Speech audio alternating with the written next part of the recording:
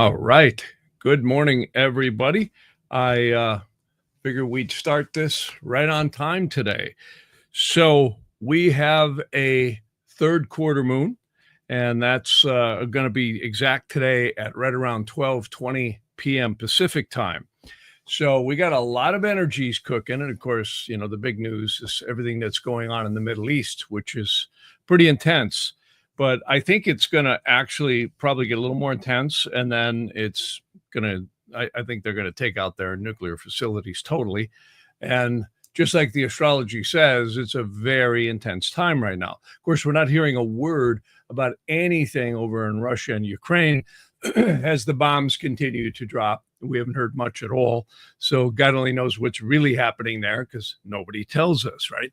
You got to remember the news is a little bit like Simon Says. Simon says, look over here. Simon says, think this. Simon says, think that. So it's really an interesting thing how our attention gets directed towards whatever is going on in the world. So, or what they want us to focus on. So I always like to take a broader view and say, well, right now is a dicey time. Remember, we're in that Kalisarpa yoga, which again, it's not really in the ancient text, but it's when all the planets are in between the moon's north and south nodes. And I can tell you, it's very powerful. And my observation is every time that it happens, definitely things go on in the world. And again, I've seen assassinations, wars. Of course, we had the pandemic happen right when that happened. But we also had outer planet transits that were very, very strong. We have the same thing now, but much different. I don't think it's going to be nearly as, World War III type of thing here as everyone's predicting. I personally think that once we start getting into the fall, things should start to get better. This will probably straighten itself out. So the big thing we got going on right now is a Sun-Jupiter conjunction. That's coming right up here in the next few days. The other thing is we've got the Saturn-Neptune. Now, right now, we also have a Jupiter square Neptune. That one's right around the corner. In fact, on that one, let me just take a quickie car wash look here because I want to be exact when that happens. I think that's going to be over with in the next couple of days. That's literally going to be, it's literally over later today is what it shows. In fact, let me look down here. I actually have a thing that'll tell me. It looks like that's going to be over with at about 8:16 p.m. That's a Jupiter square Neptune. Those aren't necessarily horrible, but squares always bring change. And again, this is a spiritual shift. Anytime you got Jupiter and Neptune really rules a lot of subconscious type things. It's very, very powerful. So what I think is going to happen here is they're probably going to go in and finish the job over there in Iran. And, I actually took a look at Iran's birth chart. And, Iran was reformed in 1979. And again, you just take the birth chart from when this was actually done. Let me share the screen here and I'll show you. It certainly shows that we've got a lot of things going on with the transits over Iran, which you would expect. I mean, they're getting pulverized right now. And of course, Israel is too. So here, let me share the screen here and I'll show you what I'm talking about. So if we come back in here, you can see on the Vedic astrology, this is Iran right here. And you could see Iran, if I got the birth time right, it looks like Iran was formed right here, April 1st, 1979, at about 1 minute after midnight. Well, the big thing I notice with Iran right now is it certainly has some very difficult transits, which you would expect, right? Saturn is going over the birth chart, Mars, Mercury, and Sun of Iran. You also got Mars, Rahu, and Ketu all tied up here by transits. So, this is definitely showing up in the transits. Anytime, even in a person's chart, if you have the Sun and Saturn aspects, it's a little rough, especially when Saturn transits your sun. Also, Saturn transiting the moon is known as Sadisate. And Iran actually begins that in about 2 years. Now, those often bring huge transformations if I'm looking at this chart right, I think over the next couple of years, we're probably going to see a regime change in Iran. I think they're going to take out, if they don't take out the leader, I'll be surprised. Again, I haven't had any interrogations to look at that specifically, but that's kind of what it looks like to me. Also, notice all the other charts I got up here. I have Israel as well.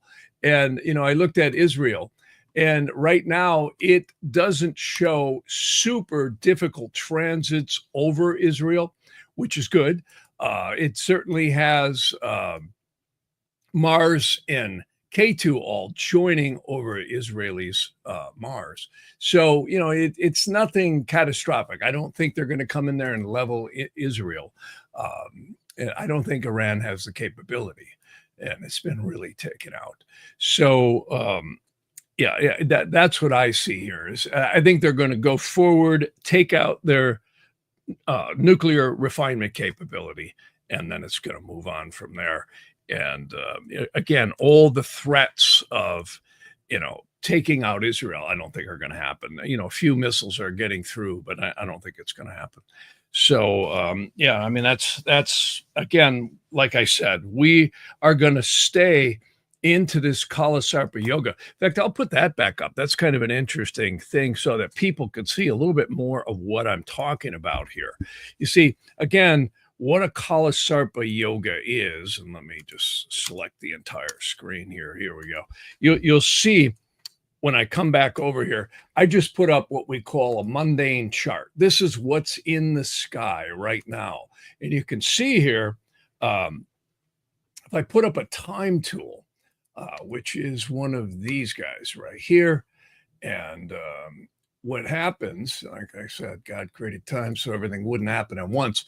If you look up on this blue square chart, I know it's a little bit small on the screen, but what you're going to notice here, if I put things back to real time, this is today's date, of course, which is June 18th.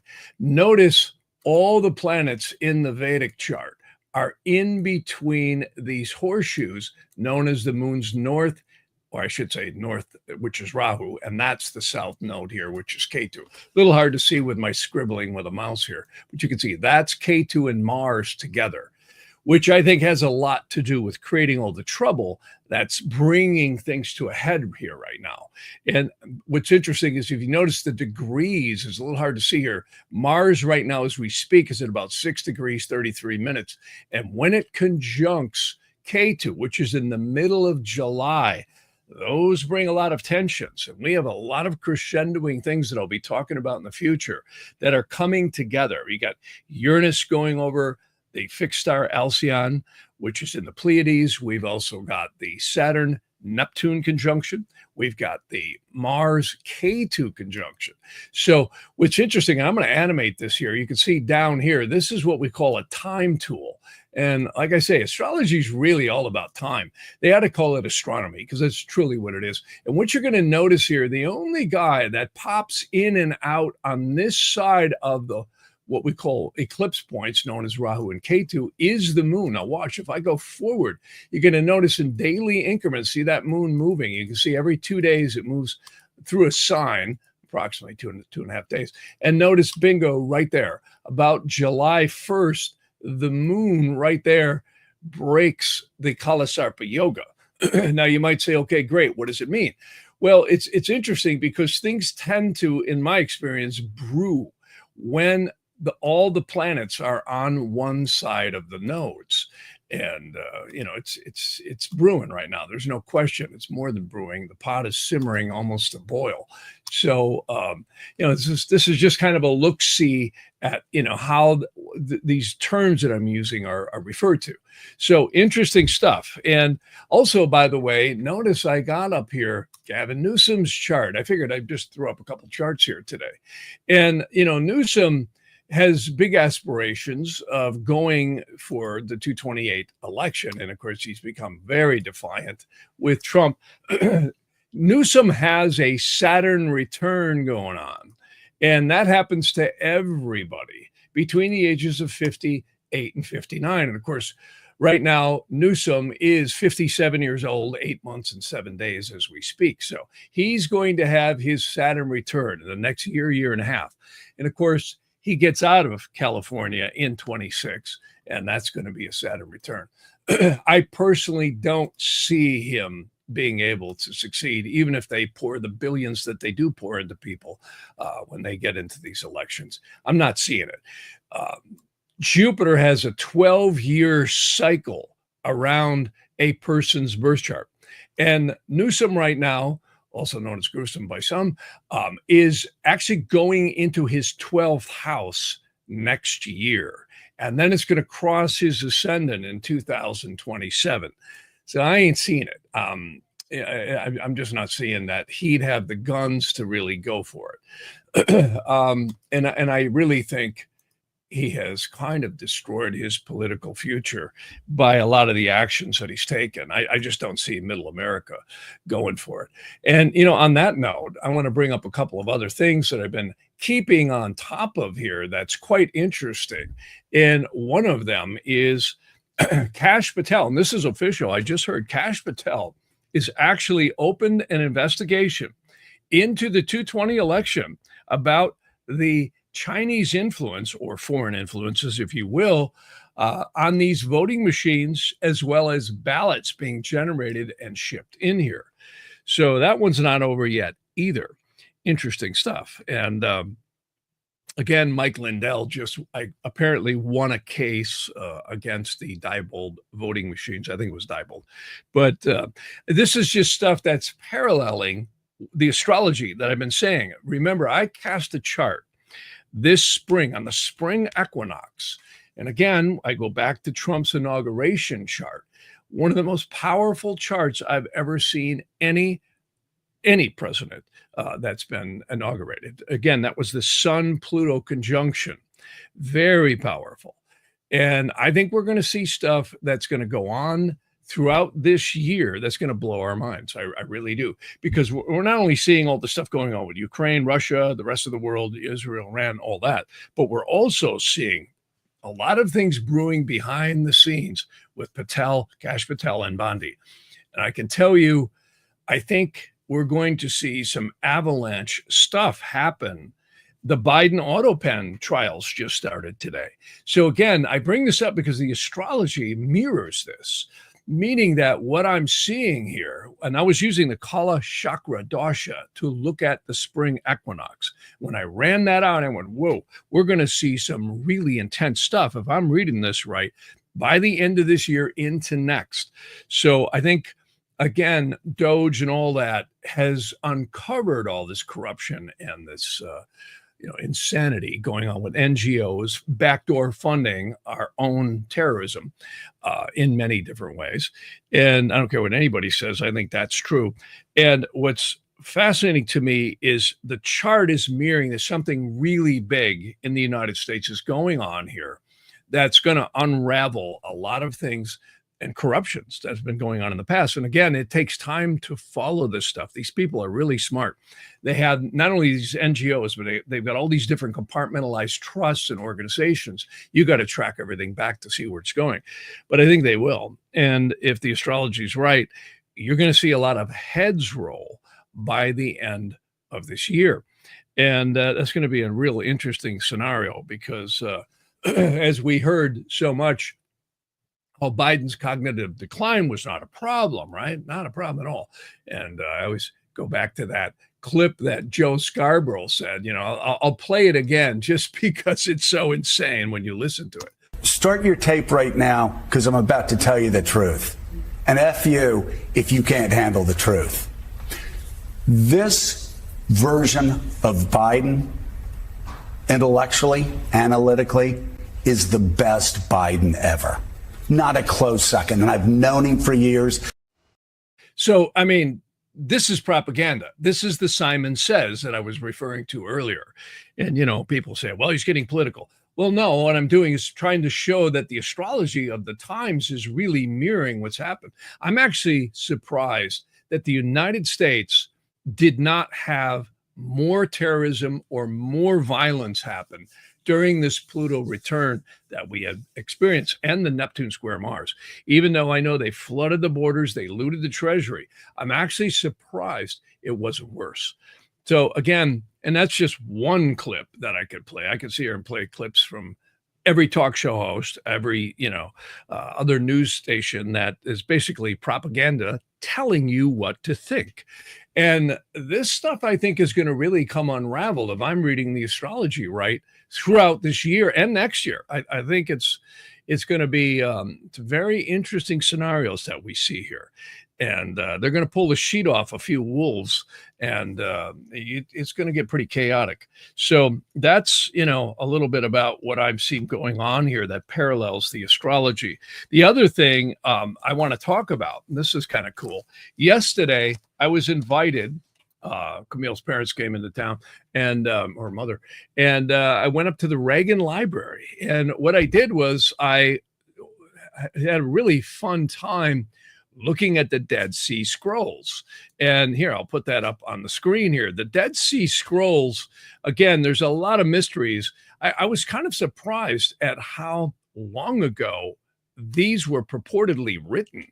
Apparently from 300 BC up to 100 AD, these scrolls refer to these times. Now, I'm not a scholar on history on this particular issue, but I can tell you interesting stuff. And this is just some pictures that I took during the Reagan Library. Many people in Christianity will be interested in this. This is apparently the boat that was used. They call it the Jesus boat that they actually found. And I took a picture of that. I thought that was pretty cool. And they had all kinds of different exhibits here where, showing how they created pens and writing instruments and jewelry, on and on and on. And I think what's most profound about the Dead Sea Scrolls is some of the references that our scholars have made to some of the modern biblical, passages, and how they've clarified and even modified certain things. So it's pretty interesting stuff. One of the things that I like is the Psalms, and this gets into Exodus. And you'll see way back here, this picture, I know I'm going fast, that's Solomon, King Solomon, which if anybody's familiar with some of the lore in the magical communities, one of the things that King Solomon was quite famous for was not only his ability to control spirits, and of course he got controlled too. He got possessed and controlled and then broke free of it. If you ever study the lore, quite interesting stuff. And one of the things that's been attributed to Solomon is the 72 angels, also known in Exodus as the Shem Hemaphoresh. Well, what's fascinating is there's literally 72 quintessences, or you could say 5-degree increments around the zodiac. And here we go back to astrology again. So why am I bringing this up? Well, each one of these angels is encrypted in 3 verses of Exodus.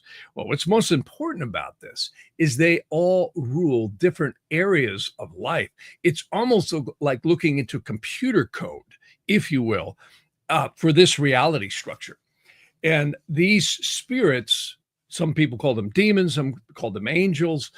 There's much, much, much depth to all of this. And I can tell you that one of the things that I refer to in the ancient book it's called The Sacred Magic of Abramelin the Mage. Many people are familiar with it. And essentially what it talks about is how, and this is, again, many Christians will recognize this, where, he went into the desert and for 40 days, the devil tempted him, right? And then the devil became his slave. Well, if you Tartarians and many other people might realize that everyone's coming to the conclusion that much of these incredible structures were not probably built by human beings. And if they were, we don't know what machines they could have used. My personal opinion is it is the familiar spirits. And you might say, well, what the heck is that? Well, the familiar spirits are also known as the spirits that are given to each one of us. And this is deep, deep stuff, because apparently we're all spiritually protected to go through these lives as we go through. And of course, this is reflected in the astrology and the doshas and all of that. Well, there are certain times or certain individuals who can actually become what we call conversant with the angels. And at that point, the angels will give you control over the familiar spirits as well as the evil spirits. So this is really, really deep stuff, but it's very fascinating. And I wanted to go see this up at the Reagan Library because there's so many different opinions out there as to what biblical scripture means. And of course, there's ciphers and codes. You can see this is the actual pieces of the Dead Sea Scrolls. And apparently, a couple of them are really in good shape. They survived, and again, some of these go back. They claim the best they can guess is probably right around 300 BC up to 100 AD. They were placed in there. There's all kinds of stuff about the Ten Commandments, the Psalms, and it was really a cool exhibit. And apparently, they can only show the documents in light a certain amount of hours per day, or it could destroy them. So really interesting stuff. And, I'm always fascinated with the ancient religious, you could say, documents and texts that compare to the astrology. We see this both in the East and the West. There was a synagogue that was discovered in Egypt that apparently is about 2,000 years old. And the only thing they had to do was blow the dust off it. That literally everything was intact. And that is quite interesting, the documents coming out of that. And one thing that seems to be pretty clear is that, and we find this in the Vedantic documents too, that when a soul purifies itself, literally we get in contact with the angelic forces. And this is something that's very fascinating about astrology too, is this cycle of the, you could say, solar system around a central point in the galaxy. And when we seem to get to this Brahmic center, they say it's total God consciousness. And we have been in the sewer pretty much since 3000 BC, descending down, down, down, down. And now we're on the way back up. And that diagram is pretty interesting when you look at it. These are known as the yugas in Vedic astrology. So we are heading up, and many astrologers are trumpeting that we're in Aquarius, in the sidereal sign of Aquarius. I don't buy that. I think we're going to get there in a couple hundred years from now. And the Hebrew calendar might be pretty accurate to when that happens. So no matter what your religious orientation is, it's interesting to look at all this stuff and how it dovetails into this karmic journey we're all on in our astrology. It's really, to me, quite fascinating, because I'm always looking at, why does interrogation astrology really work? This is a matrix, clearly, that is quite interesting. I mean, when you look at in Sanskrit, they actually say that the word graha in Sanskrit means Caesar or grasper of the aura. This is why I always say, forget Trinity, Neo, and Morpheus. Not that it wasn't a good movie, but it really is a matrix on the soul. And here's another thing I want to go back to on the Dead Sea Scrolls. You can see here, this is a little hard to see, but I make these angelic pendants. And this is something years ago that I got into. Quite fascinating. If you take a person's birth chart and you find the exact time that they're born, the eastern horizon is where spirit manifests. And here's what's interesting about this. If you find where your inner 7 planets drop throughout your birth chart, there's a way, it's called where you expel certain numbers on base 22. So in other words, you just go in base 22, and the Aramaic letters that each of your planets fall on then gets weighted in its order by what we call the power or dignity in the chart. And that becomes your guardian angel. And I thought, wow, I got exposed to this years ago. And then I did a lot more research into it. And it's interesting how much this stuff was known in the Middle Ages and prior, that literally the earth is an angelic creational machine. And now we get into karma. Now we get into why is the world where it is, and everybody's lives are where they're at. And this is stuff that, I talk about a lot, that we emit something called an etheric thought form elemental. It's literally an energy that comes out of our third eye chakra. We're all doing it constantly. And these permeate the aura we can't see around us. So we are like little miniature universes. In fact, you can see here on this diagram, I just put a few layers around them, but they actually say there's 5 layers to the auric field. Well, astrology seems to operate, or the influences of the celestial energies seem to comport through these layers in ways that we can't really understand. They're portals, they're etheric portals. And I believe that there's angelic forces that are attached to the soul. And this is why they call planets seizers and graspers of the aura. And everyone is different. Everyone's going to experience transits or progressions differently than someone else. Why? Because we're all fine-tuned to the imprint that happened at first breath. That's the general idea, is that at first breath, the celestial influences, you could say, imprinted on us, if you want, the reflection of the soul. So we're not our sun signs. We're not our astrology. I think we are a reflection that the astrology is mirroring. It's almost backwards. So it's really pretty wild stuff. And it was fun to go see the Dead Sea Scrolls, because that kind of, was like, wow, because I've been calculating angels for years. You can actually get the demonic tempter if you go the opposite way. And Henry Cornelius Agrippa was one of the first ones who actually put this into writing in a lucid way. There's other ones that did, but this was written back, I think, in the 14th century or 15th century, where he had, kind of like Manly P. Hall, been bequeathed all this information by secret societies who wanted it put into writing so that people could actually access it. And there was a man named John Tritamus who was, again, it was in Nettelsheim. I think it was Nettelsheim, Germany, is where this was originally put in. People may have heard of the 3 books of occult philosophy. They may have heard of the 4th book of occult philosophy, which is all about all kinds of interesting numerology and Kabbalistic stuff and magical stuff. It's pretty wild. But in there, in the Kabbalistic section, it actually speaks about how to calculate the guardian angel. And that's stuff that I've been doing for years. And I actually put that again on pendants.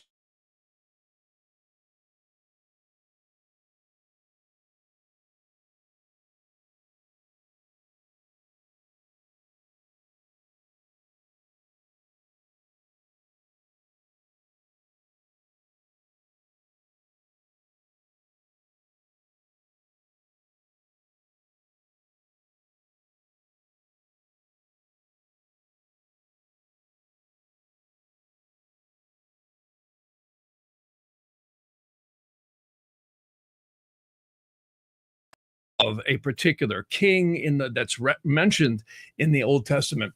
And also it shows what you might have been doing. Like I've seen certain phrases say, "Oh, well, you were a bookmaker or a shoemaker or an iron worker or whatever." So this is pretty wild stuff. And again, the religions, treat the Bible in one sense, and it's interesting how the mystics looked at it also in another, and yet it doesn't negate it at all. So it's really deep stuff. And I find that there are symbolisms in the gems that I put on that also represent the 4 archangels. You can actually see, I think it's this one right here. No, it's not this one. It's this one. It's hard to see, but there's little letters around that particular gem there on the bottom left, which actually represent the 4 archangels of divinity. So really, really cool stuff. And it's always fascinated me, the numerology, the gematria, the notricon. There's all these different, you could say, disciplines of numerology that relate to your birth chart. Very interesting stuff. And I have a lot of people that want me to put that on their gem. And then I give these sheets, again, that delineate all this stuff. And no one will ever fully figure this stuff out anymore. A lot of this information has been lost. And again, seeing the Dead Sea Scrolls lighted that all up for me. Some of the Psalms, they actually say, could be 4,000 plus years old. They're really old. And this gets back into what I was mentioning a little while ago, which is the Shem Hemiphorus, the 72 angels of divinity or God. And what's fascinating about that isn't the word Exodus all about escaping from Alcatraz? And these also are connected to some very dangerous stuff, which is also known as the Greater and Lesser Keys of Solomon, which is all about summoning spirits and magic, which I think is really dangerous stuff.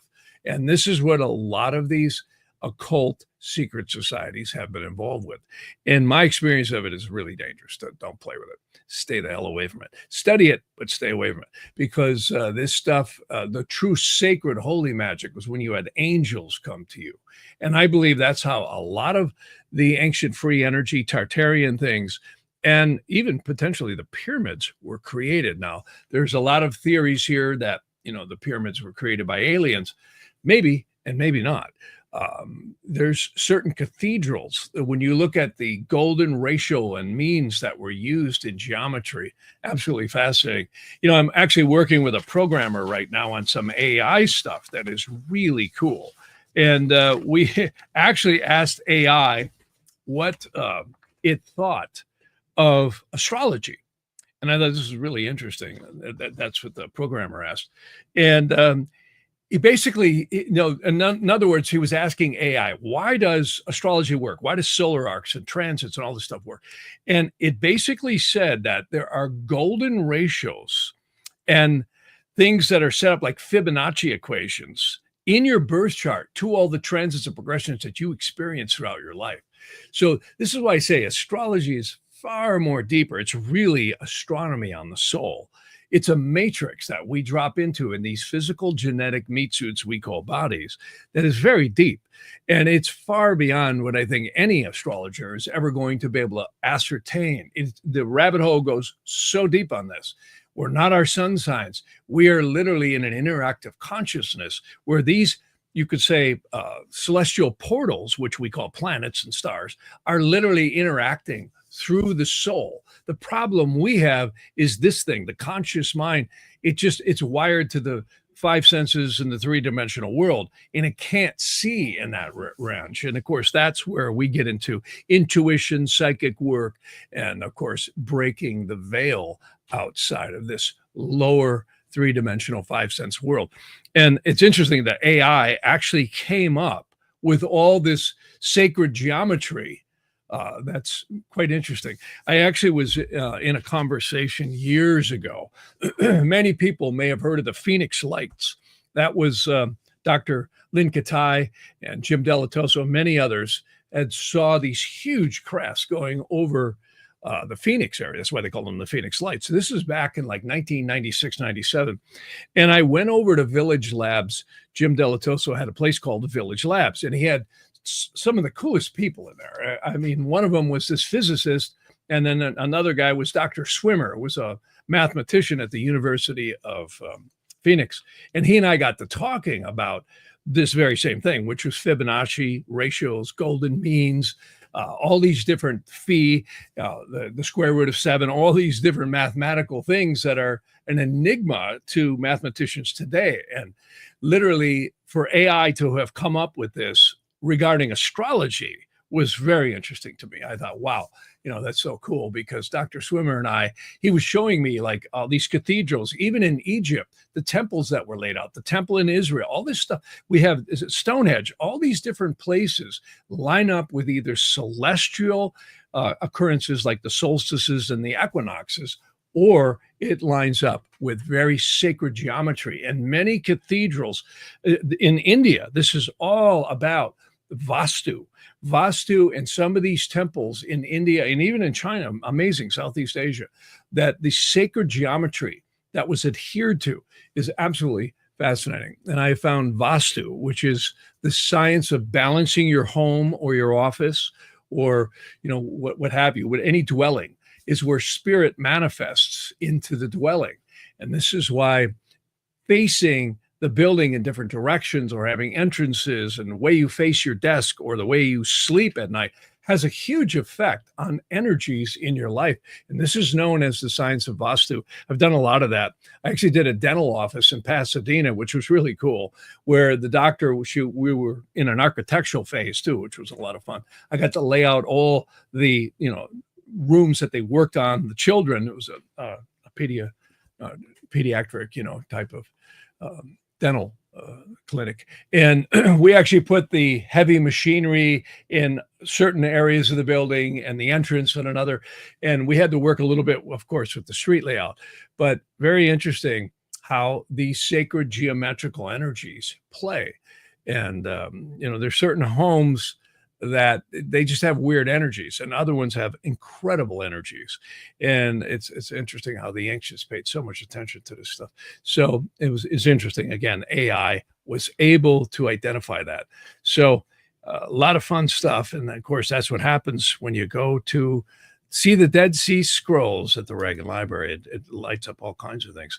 So anyways, I'm jumping to comments here. I'm just going to look at a few comments that people are making here. And somebody's talking here about the fallen angels. Really good Exodus. The fallen angels. It's so interesting. Every culture of the world has a story about a war in heaven, and the evil spirits got cast down. And I'm glad this person brought that up, because and also people are mentioning yantras here. Yes, yantras are literally fall into yantras. If anybody doesn't know what a yantra is, it's a sacred diagram, and you can put them on the wall. In fact, I give people yantras and sacred diagrams to put their gems on. There's a different one for each gem, and very powerful stuff. And this gets into cymatics. Cymatics, people may say, well, what is that? It's vibrational energy of sound and mantras that literally create these sacred geometrical shapes. I used to teach a physics class, which was a lot of fun. And excuse me just a second here. I've been working reflexology to get rid of this, and I'm really clearing out a whole bunch of stuff in my thyroid, which has really been helping a lot. So I pushed it a lot last night, so it's draining. So, but I hopefully I'll get better. Anyways, and I wanted to put up the stuff on reflexology. Next podcast, which I do, I will put up that machine and the diagrams on reflexology, because it's absolutely amazing what it does. Anyways, back to what this person was mentioning here. Yantras are literally sacred geometrical diagrams that have all this sacred geometry within it, which is what we were mentioning. This whole planet, if you look at the way a tree grows and the branches on the tree, you look at every living thing, I don't care if it's a seashell, a tree, or human being, even our bones, have these sacred geometrical patterns that they go into. And of course, the Fibonacci equations, and also the Fibonacci observances by Fibonacci, was about this. And of course, sacred geometry and the golden means and all these different things that are in sacred geometry are pretty profound. In fact, astrology fits that to the T. All the aspects that happen in the sky are literally geometry. When you hear astrologers mention trines, squares, oppositions, conjunctions, these, and there's many semi aspects as well. These are all sacred geometrical shapes that interact with the signs. That's absolutely mind blowing. In fact, the sun is the seed, the portal into this dimension, if you will. And I think the reason it's so bright is not just a bunch of nuclear stuff going on in the sun. I actually think they're portals to the upper dimensions, hence why they're so bright. And so much energy comes through these stars that science is just beginning to unravel what the heck it all is. It's not just magnetics and gamma rays and all these other different things, vitamin D and all the other things that they're identifying. The sun is literally like a life force energy coming through into this dimension. And the moon is the crucible. Well, back to sacred geometry. If you study in astrology, all of the aspects come from the relationship of the planets to the sun and the moon. So in other words, if they're 90 degrees, it's a square, oppositions 180, sextiles are 60s. And the rabbit hole goes much deeper. It blends like or dislike elements like earth, air, fire, and water. You'll find the trines always are congruent because they're equal trines. In other words, water trines, earth trines, fire trines, air trines. And this is powerful, powerful stuff. Like we're seeing in the world right now. Mars in the sidereal zodiac just kicked into the fire trine. It left the water trine, went into fire. And what do we see? Israel mount this attack. A lot of tensions rising. We've seen also the riots and the tensions going on with ICE and everything. By the way, I want to mention something. A lot of people have said to me in the past, what's going on with Elon Musk? What caused all that with Elon Musk and, of course, Trump? Well, isn't this interesting? Trump, who has Leo rising in the sidereal zodiac, had the Mars ingress right when all this trouble started happening, including with Elon Musk, right when Mars transited Trump's ascendant. Here, I'm going to show that to you. See, again, it's sacred geometry. I mean, everybody says it's astrology. What it really is sacred geometry with astronomy. It's truly what it is. Here, I'm going to show you this. This is pretty wild. You'll see exactly what I'm talking about here. I got to go to share screen here, and let's go to the entire screen, and just bear with me here for a second. So I have Donald Trump's birth chart here, and this is cool stuff because you can see Donald Trump was born June 14th, 1946, and I hope I have his birth time right. I actually rectified it to 10/53/21. Well, look at here. I'm going to come back, and again, I'm going to put up this time tool. Remember, like I said, God created time, so everything wouldn't happen at once. So this is Donald Trump's birth chart on the inner box here. And this is the transitors right here. Now notice, see that ASC? That means in Southern Indian charts, that's called the ascendant. That's the eastern horizon when Donald Trump drew first breath. Well, notice both Mars and K2 are in Donald Trump's ascendant. So whether you love him or hate him, he's got a lot on his plate right now. Now watch, if I go back, and you can see what I'm doing here. See, this is the dates, and right up here, this is time tool increments. It allows me to go forward and backwards. So, and I'm going in daily increments. And watch right there, right around June. What was it?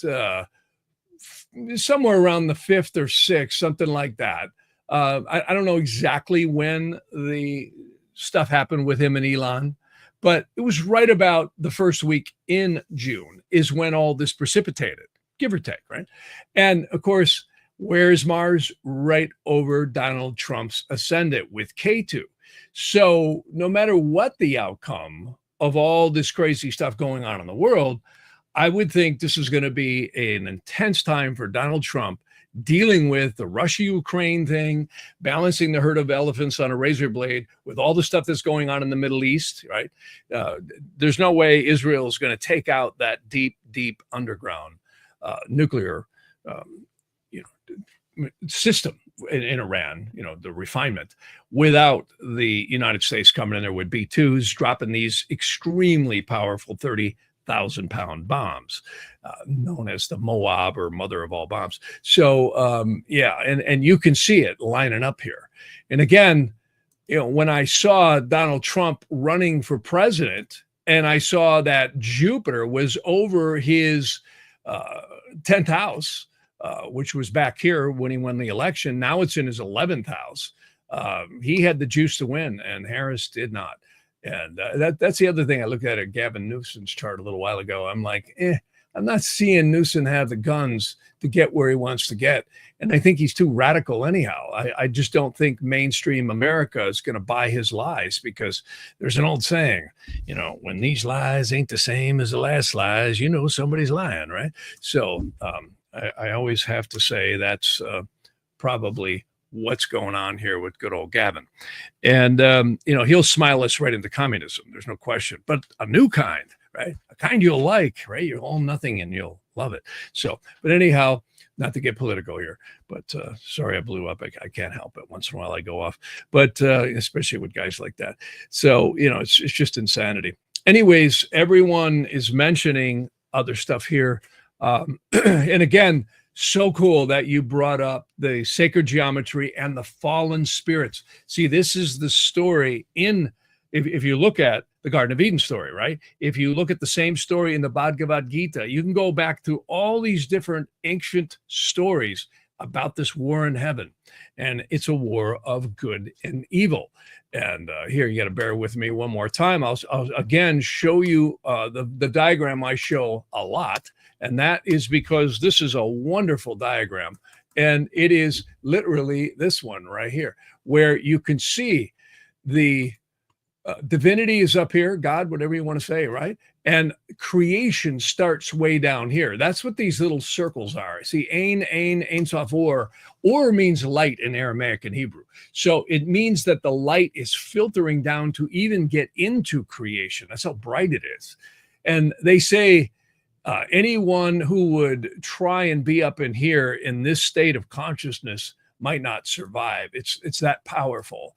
Your upper soul is from there, and I believe we are. But I'm talking about our lower consciousness.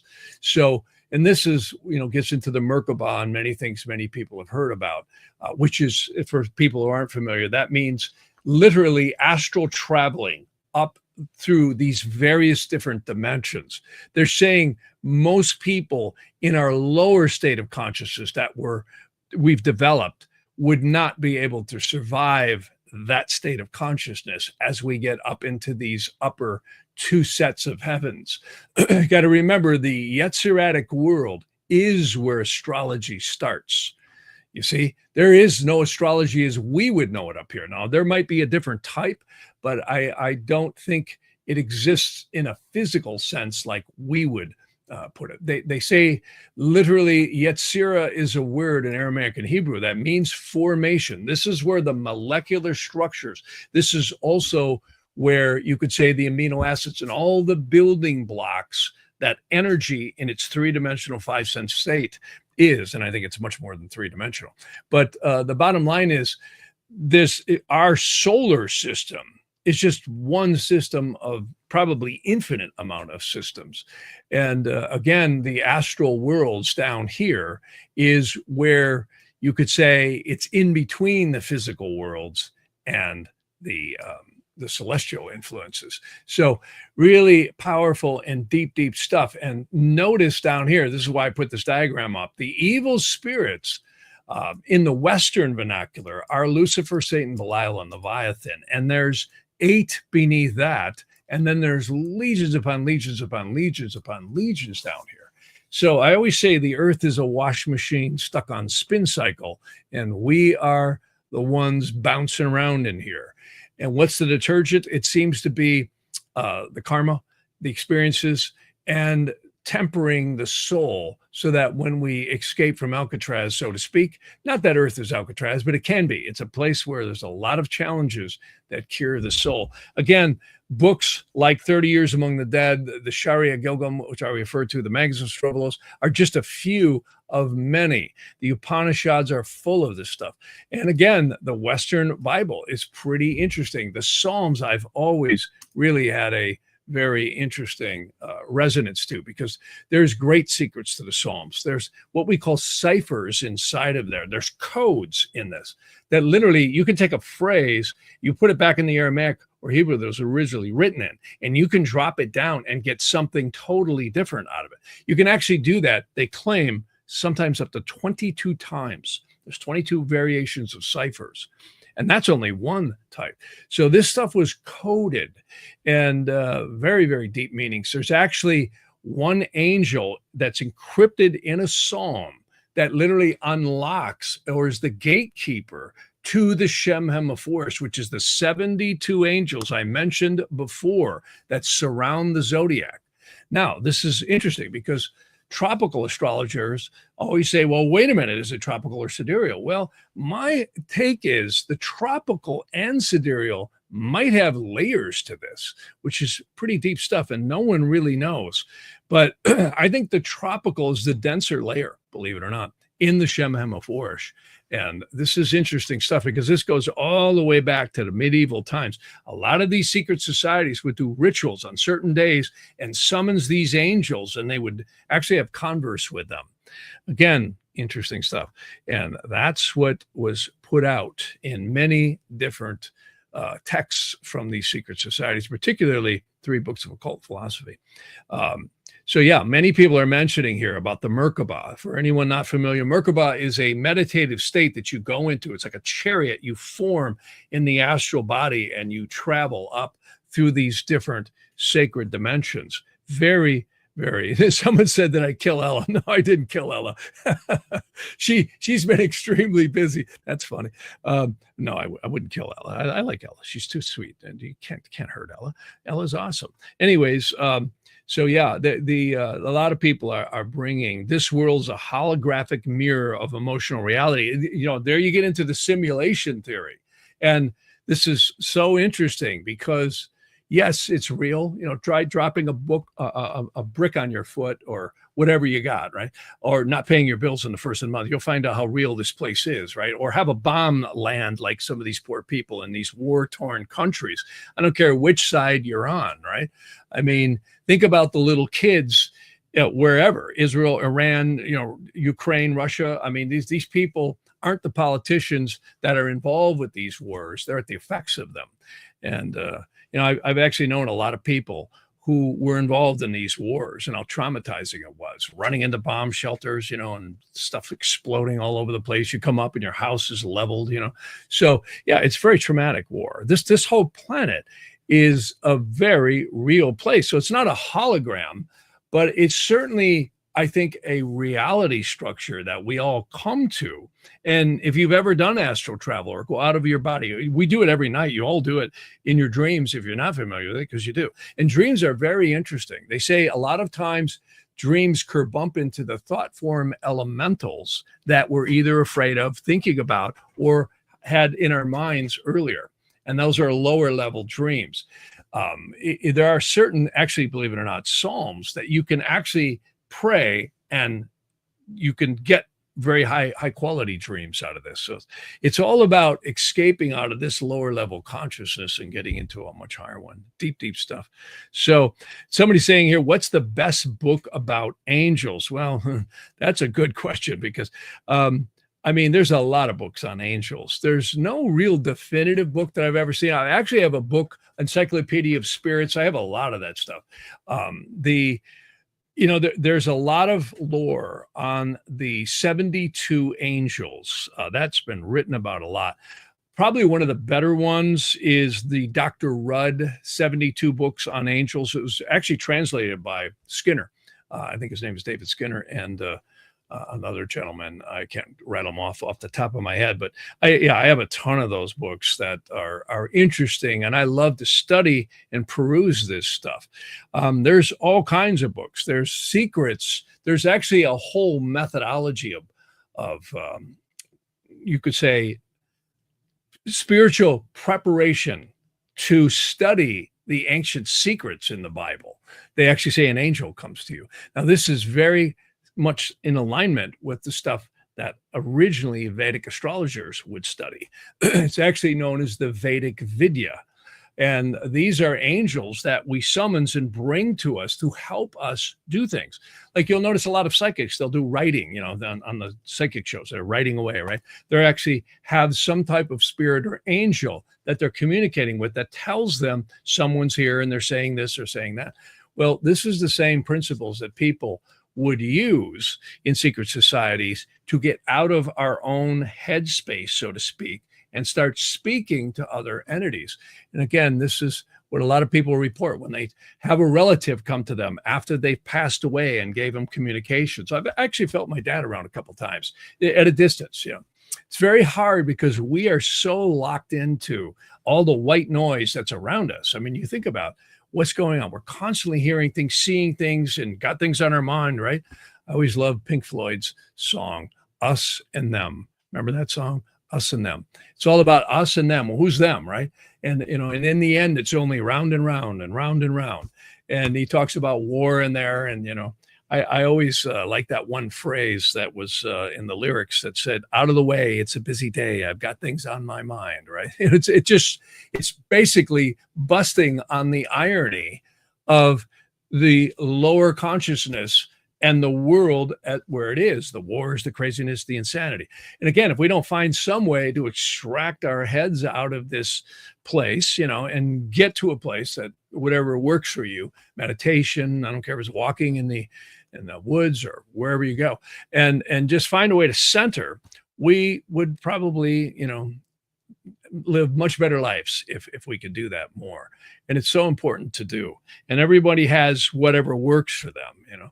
But when we stay in the white noise, especially the news, you ever notice the news? I don't care which channel you turn it on. What is it? It's just constant bombardment of bad news. Somebody shot somebody. Somebody did this. Somebody did that. Right? Some bomb blew off here. I mean, it's just nonstop.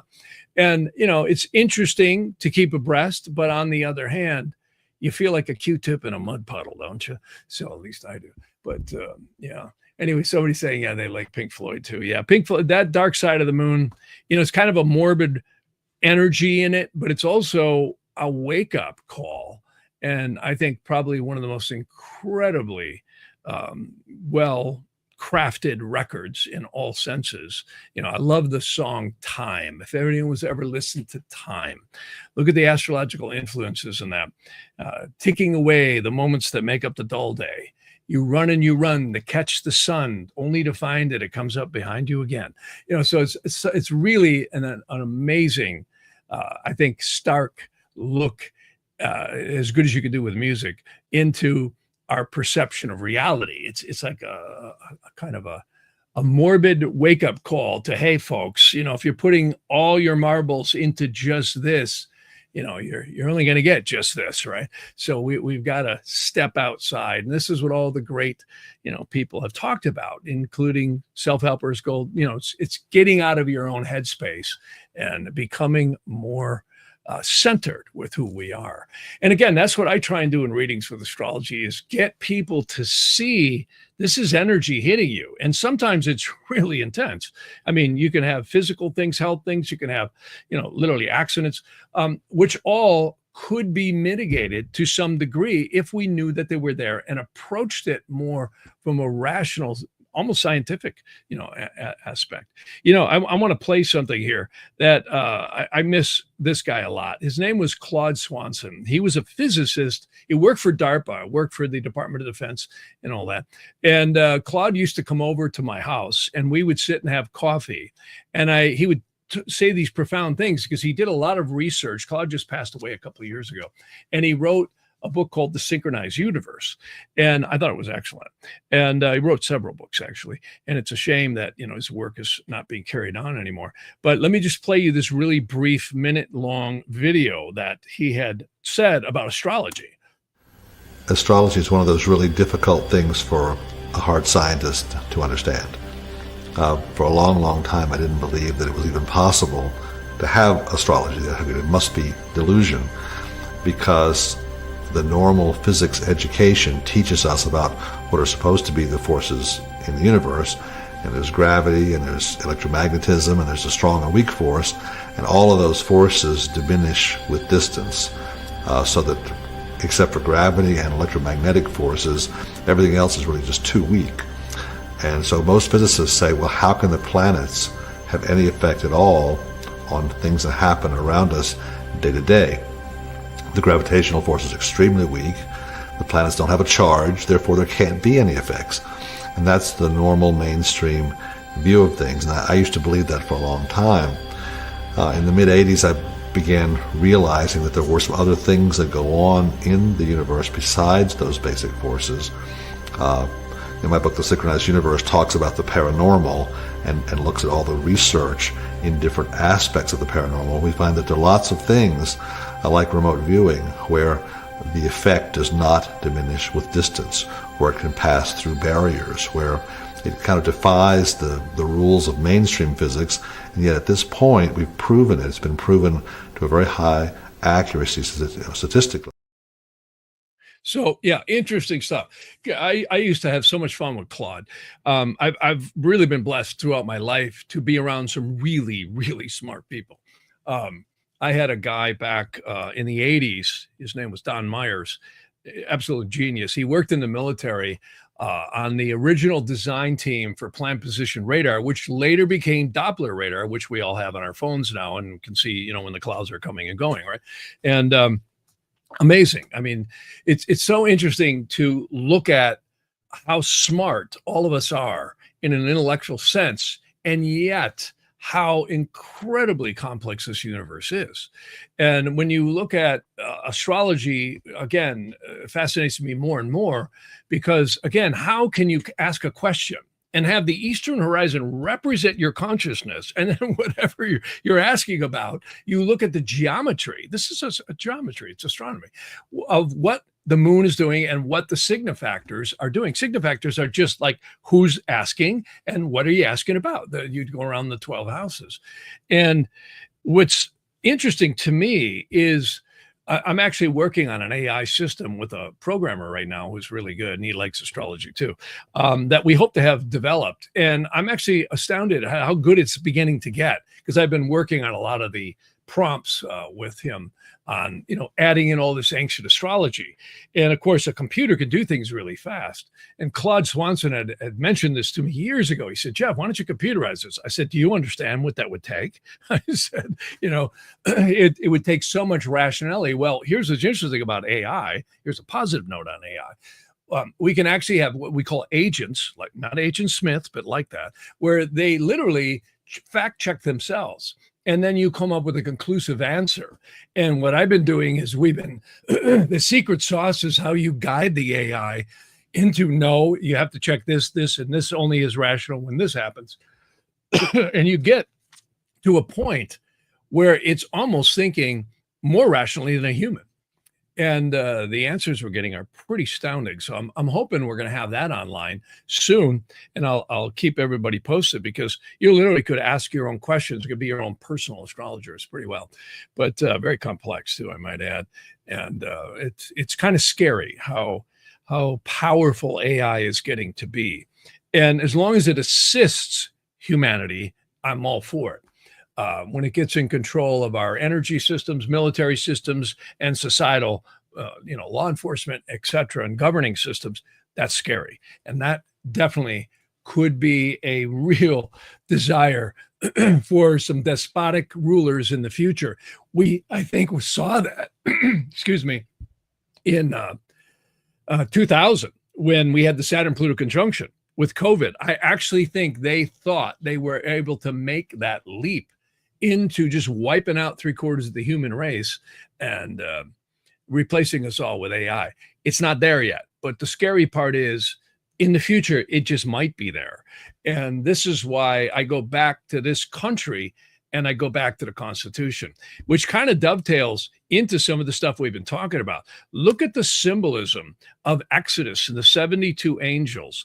Also, this is the magical sacred symbols in the seals in the United States, where basically what you've got here is the 72 angels are represented in the beneath the capstone. I'll put that back up. And see, there's actually 13 arrows and 13 laurel leaves here. Really interesting stuff. If you study this, this is actually out of the history of the seal of the United States from Hunt. And Manly P. Hall had put this in the Secret Teachings of All Ages. And again, when you go back and you start looking at some of the stuff, like I always mention, Benjamin Franklin used to put out an astrological almanac. And of course, what he did is he put it out under Poor Richard. Poor Richard, he didn't want his name associated. So very interesting stuff how he did that. And I'll put that up again. You can see that's Benjamin Franklin's Poor Richard's Almanac. And apparently he didn't care his face is on there, or somebody else constructed it. But there is so much esoteric symbolism in the United States. Now, I know everybody's going to say, well, yeah, but the United States has done bad things. Well, yeah, okay. You've got plenty of politicians. That's why I renamed DC the District of Criminals, because it's actually, hopefully it's going to go back to the District of Columbia. But what is it? It's a literal, the sacred geometry and the layout of DC, there's books written about this. It is, look at the Pentagon. What is that? It's a pentagram. You see what I'm saying? So, the symbolism here is way beyond chance. And the founding fathers were really into some interesting stuff. And I think this goes back to good and evil. And yeah, sure, the United States has been involved in evil. So is everyone in one way or another, right? So good and evil are always in war here. But I can tell you, if you read the Bill of Rights, you read the Constitution, which I encourage everybody to do. I'm actually fascinated when I read it. You can pick this up for like $7. It's the Constitution of the United States. And then there's also a great writings here. This is the Constitution and other writings. Quite good. It's really amazing. And, when you think about society, especially when you get attorneys involved, how much this has sustained or at least marched forward where there are checks and balances, and again, nothing's perfect, but this was a really, I think, valiant attempt to have everyone be free. If you're human, I don't care what color you are, what, how tall, short, whatever, what nationality, you have a right to be here free. This gets into all this political stuff that's going on right now, which the astrology really mirrors. Again, I've heard, a lot of people say they've self-deported, and they get like $1,000, and they actually get a flight out of here and back in, so it's, a lot of this rhetoric that Simon Says News has been telling us is not true. And it's very interesting what forces have been going on in this country for such a long time.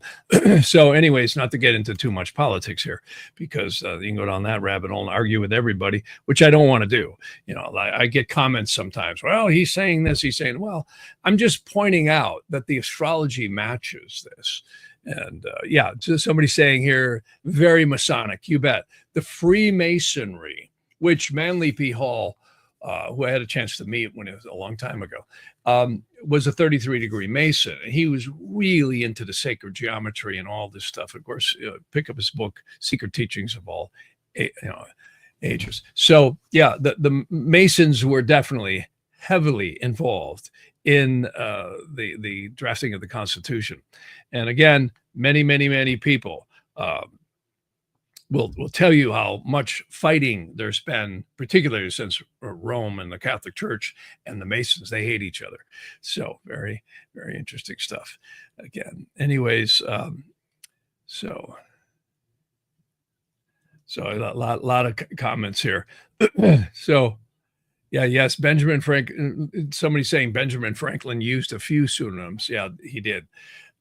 Very interesting, and there's all kinds of lore. I know I've met David Icke, and he's cool. I like David Icke, but and he's brought up a lot of good points where there's all kinds of stories that go back and forth here about many of these different famous people that were involved. In general, I just look at the work that they put out. I think the Constitution and the Bill of Rights is pretty damn good. I don't care what anybody says, because that's a quite profound work of art, really, and an attempt to keep a society for freedom. And boy, I'll tell you what, with AI coming in, I don't think that could ever be more pertinent in the future of this world, because if we lose our basic freedoms of, freedom of speech and all the other freedoms that the Bill of Rights gives, we're in big trouble. And AI could literally put in a despotic society like that. Again, go watch Terminator, go watch iRobot, go watch, so many other great movies that, I'm not even rattling off here. So anyone, someone's talking here about anyone here old enough to have seen 2001 Space Odyssey. I think that was cool. The director that was snuffed out. Yeah, you bet. Stanley Kubrick was an interesting guy. And a lot going on there. So anyways, clearly it's interesting how Hollywood, who's busy mind controlling us a lot of the times, also has put out some profound stuff, really profound stuff. All comes back to the writing. Writing is where it's at, the screenplays.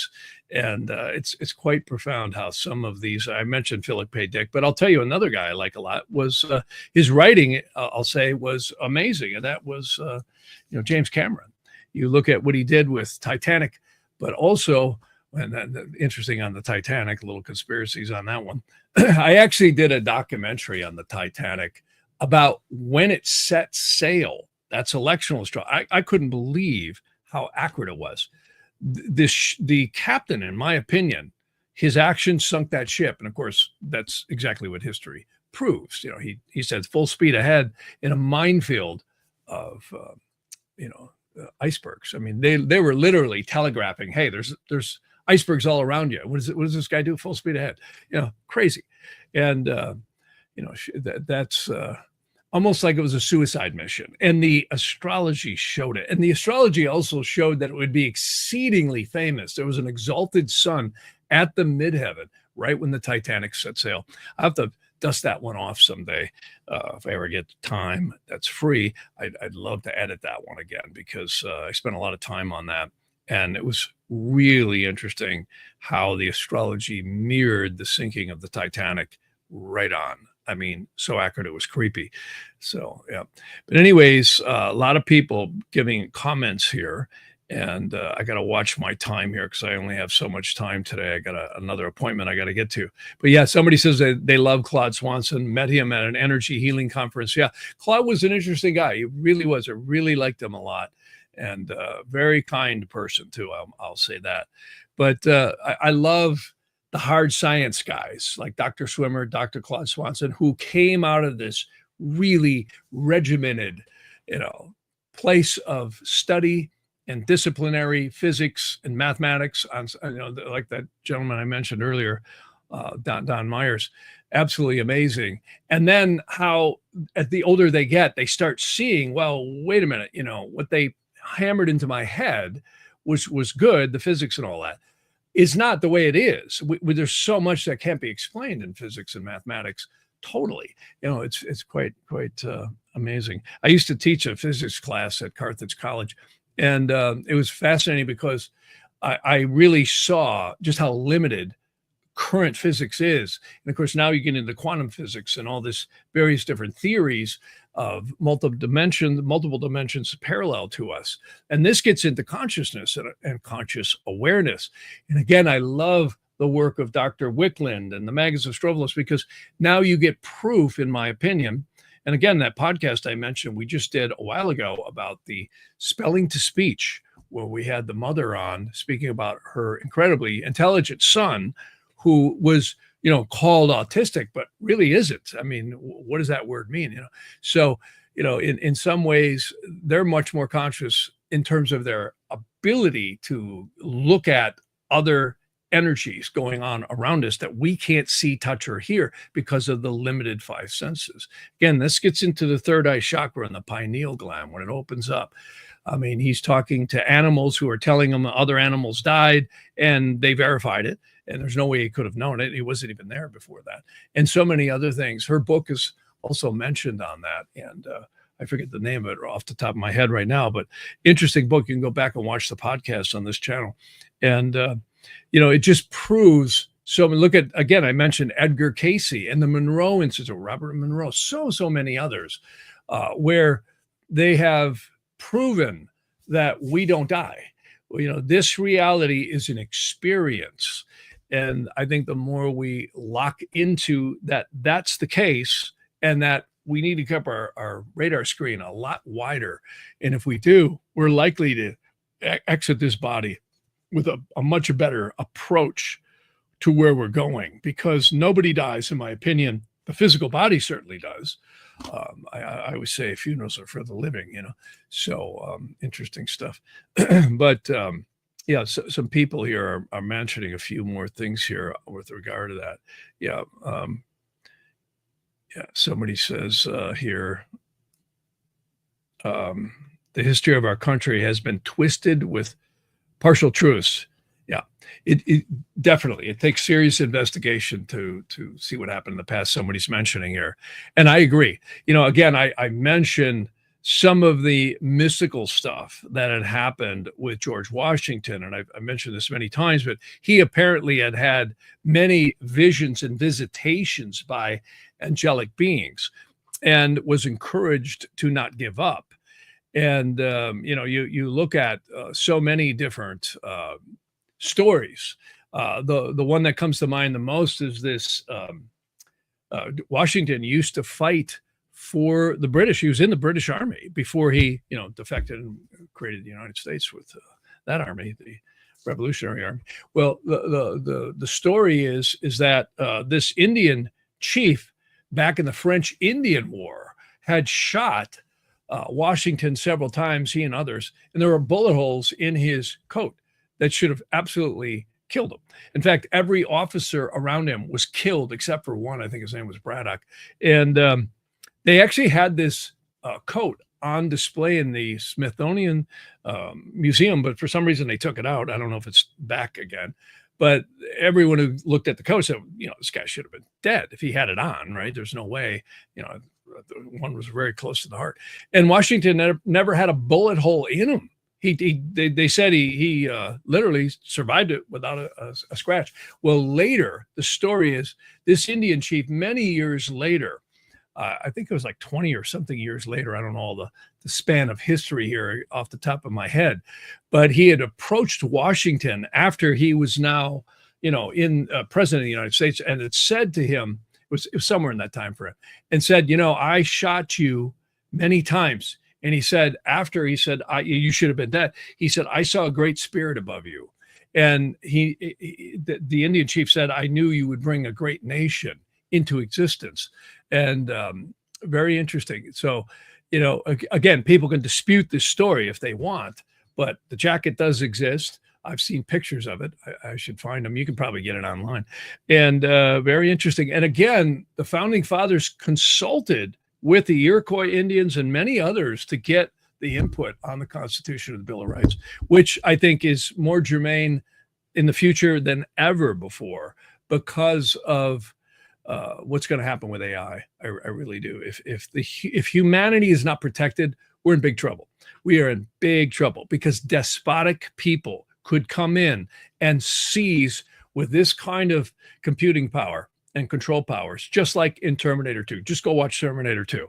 When Skynet was activated, the guy on the phone in the Pentagon said, don't worry about a thing, you'll be in control of Skynet. Well, that didn't go too well, as you will see in the movie. And of course, it's a fictitious movie, but this stuff is so possible to happen. And that's why we really have to remember we're in an interactive consciousness. All this stuff I talked about before, the 72 angels, again, the grasping of the aura, really powerful stuff to keep into mind because, again, we're just here for a short time and fun stuff. I always love my favorite little cartoon that I always loved. This was back in the late 50s, early 60s.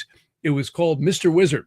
And it's kind of like that, the incarnations in this world. Remember this one? Time for this one to come home. And they actually say we're knocked out. There's many different stories about this. Edgar Cayce has one of them, but many stories where the soul, or you could say the lower conscious mind, after we exit the body, starts either going to sleep or it goes full consciousness and rises.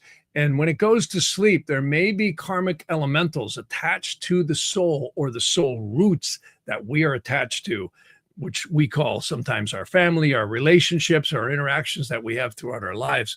And we are forced to come back in and purify that aspect. So the soul is really here getting a purification and rectification process. That's what I see in Vedic and Nadi astrology consistently. Otherwise, how could those yogas be there? Again, a lot of people don't like Donald Trump. A lot of people love Donald Trump. If you look at his birth chart, he is born with one of the most powerful fixed royal stars on the eastern horizon, right when he drew for his breath. Furthermore, he's got the Lord of the Ascendant in the 10th. And he has a Raj Yoga Mars in the Ascendant. I mean, just those two factors alone shows why he rose to the heights that he did. Whether you like him or hate him, I know that a lot of people love Donald Trump, and a lot of people will come back with all these stories and blah, blah, blah. So it's whatever. The bottom line is he's president, right? And the transits and the progressions in his chart certainly mirrored when he got there. And I'd say give him a little credit. He's probably going to do better than we think. That's what I get from the astrology. So anyways, I don't want to say too much about that. I'll get a hate mail. I'll be answering that for 3 days. But anyways, the 2017 Trump went around the world and was celebrated. Yeah, you bet. Again, we have to be very careful what we believe. I mean, George Carlin was right. It's a big club and they're beating us over the head every day, telling us what to believe. And that's the Simon Says. And there's a lot of money and a lot of power put into that. So you got to be really careful what you accept as your reality. You know, I always said, you know, the old saying was, believe nothing what you hear and half, or nothing what you see and half of what you hear. Now I'd say believe nothing what you see and maybe a quarter of what you hear. And even that, filter it. So a lot of powerful stuff. So I've got to get running here because I've got an appointment I have to get to. But thanks everybody for joining me. A lot of great comments. Sorry, I can't get to them all. But and I didn't kill Ella. I mentioned that to her yesterday. I said, you know, everybody's wondering where you are. So I want to get her back on here. She's just been really busy. She's been doing a lot of work.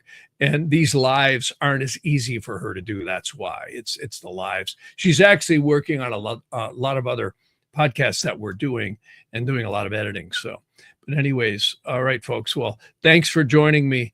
And we'll see you on Saturday. Thanks so much. Or actually Sunday. It's Sunday.